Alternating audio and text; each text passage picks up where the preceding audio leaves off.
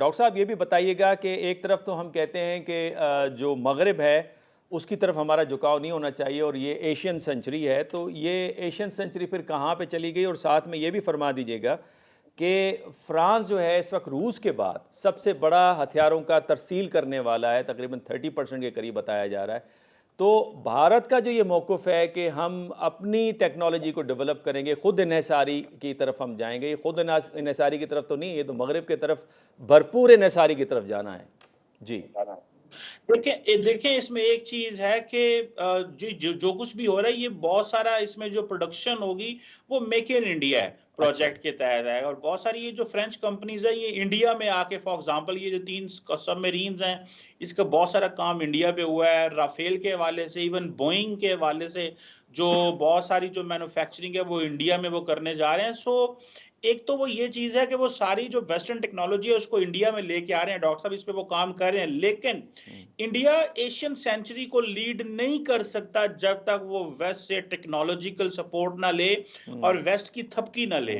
Okay. America हो, France हो, जितने ये ममालिक हैं, जब तक ये इंडिया के साथ खड़े नहीं होंगे, वो इंडो साउथ, ग्लोबल साउथ की जो वो सो कॉल्ड वो उसको लीडरशिप का इंडिया को शौक है, वो अचीव नहीं कर पाएगा। उसकी वजह ये है कि वो उसके पास वो इकोनॉमिक टूल्स नहीं है, वो डिफेंस टूल्स नहीं है, वो पॉलिटिकल माइलेज नहीं है, सपोर्ट वो पार नहीं है ग्लोबल इंस्टीट्यूशंस के अंदर, वो आईएमएफ में रोल प्ले नहीं कर सकते।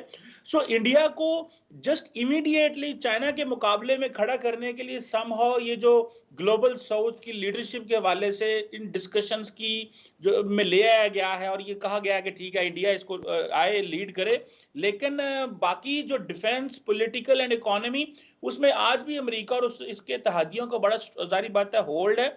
लेकिन वो समझ डॉक्टर रहे हैं कि साहब इमीडिएटली मेरा चाइना को इस पे काउंटर करना है। मेरी गुजारिश ये है कि चाइना और भारत का हम मवाजना कर ही नहीं सकते। उसकी बुनियादी वजह यह है कि एक तरफ $3 ट्रिलियन इकॉनमी, जो कि साल के एंड में कहा जा रहा है कि $4 ट्रिलियन इकॉनमी हो जाएगी, और कहाँ $19 ट्रिलियन इकॉनमी, तो कोई मवाजना ही नहीं है। और चाइना अपनी प्रोडक्ट्स खुद बना रहा है, 6th जनरेशन जेट फाइटर्स बना रहा है, जबकि भारत अभी टेक्नोलॉजी बारो करने की बात कर रहा है, तो कोई मवाजना है ही नहीं। पाकिस्तान को क्या करना चाहिए इस हवाले से?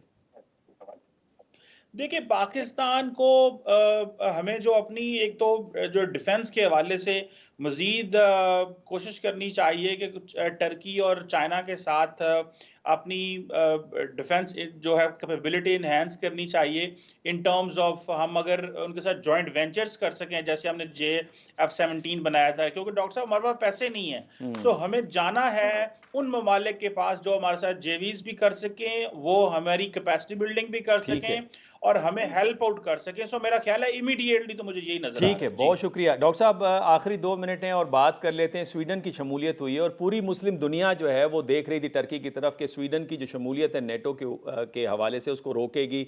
जो बदकिस्मत वाक़या पेश आया कुरान पाक के जलाने के हवाले से, इसमें सिर्फ मैं इम्तियाज़ महमूद साहब की ट्वीट आपके सामने रख लेता हूँ। उन्होंने ये कहा है कि the last time Turkey protested against the Quran burning, Allah sent an earthquake. Erdogan learned his lesson this time around after Quran burning in Sweden. Turkey dropped opposition to Sweden joining NATO. Humayun साहब आप फरमा दीजिएगा कि हम Ertugrul drama देख देख कर हमारी निगाहें लगी हुई थी टर्की की तरफ के मुस्लिम उम्मा को रिप्रेजेंट करते हुए वो स्वीडन को एक लेसन ज़रूर देंगे, ये क्या हुआ है? अच्छा, हम जो समझ रहे हैं ना कि टर्किश इस्लामिक कंट्री है, मेरा ख्याल है उसे इस्लामिक कंट्री ना ही कबूल करें तो ठीक है। दे आर माइंडेड, जो है ना उनका यूरोपियन माइंड है सारा, जो मेरी यहाँ से ऑब्जर्वेशन है। ठीक है वो इस्लामिक कंट्री है, लेकिन यहाँ पे भी जो मैं टर्किश के दोस्त है मेरे, वो ईद भी अपनी मनाते हैं, उनका इस्लाम का सिस्टम ही अपना एक अलहदा सा है।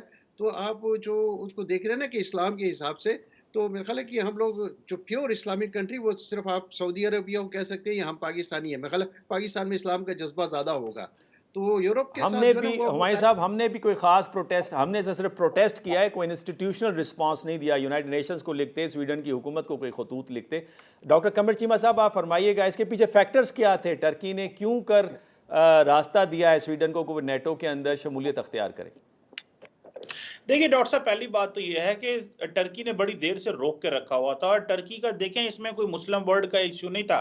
टर्की का इश्यू था कि ये जो फतहुल्लाह गुलन और वो फैक्टर्स जो कि टर्की के अंदर, आपको पता है 2016 में मिलिट्री कू में जो फैक्टर्स, जो एक्टर्स फैक्टर्स और जो मोटिवेट लोग थे, इन्वॉल्व थे, उनको सजाएं दे या स्वीडन हमारे हवाले करे। ठीक है, टर्की कुर्दिश कोई ग्रुप के हवाले जाहिर से भी बात है। कहा जा रहा है और F-16 के हवाले से जी भी कहा जा रहा है मेरे ख्याल में कि वो अमेरिका से जी, उसकी जी। पिक तो वो पिक जी, बेसिकली इसको एज़ अ बार्गेन इस्तेमाल कर रहा था ओके, अपने नेशनल इंटरेस्ट के लिए। ओके, तो एक तो ये चीज़ हो गई। सो मुझे ये लगता है, और दूसरा ये है कि और अब काफ़ी ज़्यादा हो गया था, सारा वेस्ट बड़ा परेशान था, और क्योंकि हालात रशिया के साथ ऐसे, तो अमेरिकन्स ने, बाकी बहुत सारे ममालिक ने टर्की से स्पेशल, और अगर आपको याद हो द डे टर्की तैयब उर्दगान का इनॉग्रल डे था, तो नेटो जनरल सेक्रेटरी की उसी दिन मुलाकात हुई थी और बहुत सारी चीज़ें तय हो गई। सो मेरा ख्याल है ठीक है। टर्की को एश्योरेंसेस भी दे दी गई हैं और टर्की के कंसर्न्स भी एड्रेस हो गए।